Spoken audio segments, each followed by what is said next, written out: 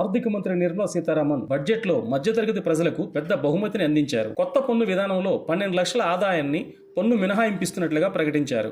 ఇందులో వ్యక్తిగత పన్ను చెల్లింపుదారులు 75,000 స్టాండర్డ్ డిడక్షన్ ప్రయోజనం కూడా పొందుతారు. ఈ విధంగా సామాన్యుల ఆదాయం 12,75,000 వరకు పన్ను రహితం అవుతుంది. అయితే ఇప్పటికే బడ్జెట్లో ప్రభుత్వం ప్రకటించిన పన్ను స్లాబ్లో 4 నుంచి 8 లక్షల ఆదాయంపై 5% పన్ను విధించారు.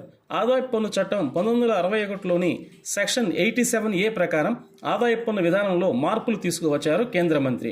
వివిధ ఆదాయ వనరుల ప్రకారం సామాన్యుల పన్నును ప్రభుత్వం లెక్కిస్తుంది, కానీ మీ నుంచి పన్ను వసూలు ఉండదు. దీన్నే పన్ను రాయితీ అంటారు. మీరు కొత్త పన్ను విధానంలో అలాగే పాత పన్ను విధానంలో దీని ప్రయోజనాలని పొందుతారు.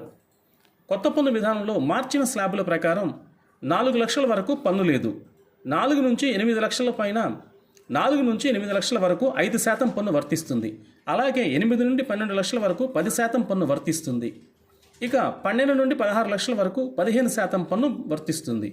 16 నుంచి 20 లక్షల వరకు 20% పన్ను వసూలు చేస్తారు. 20 నుండి 24 లక్షల వరకు 25% పన్ను వసూలు అవుతుంది. 24 లక్షల పై నుంచి 30% పన్ను కట్టాల్సి వస్తుంది. కొత్త పన్ను విధానంలో ప్రభుత్వం ఆదాయపు పన్ను రాయితీ ప్రయోజనాలను పెంచింది. గత ఏడాది జూలైలో కొత్త పన్ను విధానంలో 7 లక్షల వరకు ఆదాయాన్ని పన్ను లేకుండా చేయడం ద్వారా ప్రభుత్వ బడ్జెట్లో స్లాబులు మార్చింది. ఇందులో కూడా స్టాండర్డ్ డిడక్షన్ 7,75,000 వరకు ఆదాయం పన్ను రహితంగా మారింది. ఇప్పుడు ప్రభుత్వం దీనిని 12,75,000 వరకు ఆదాయాన్ని పన్ను రహితం చేసింది. వాస్తవానికి మీరు 12 లక్షల ఆదాయం దాటిన వెంటనే మీ పన్ను శ్రేణి మారుతుంది.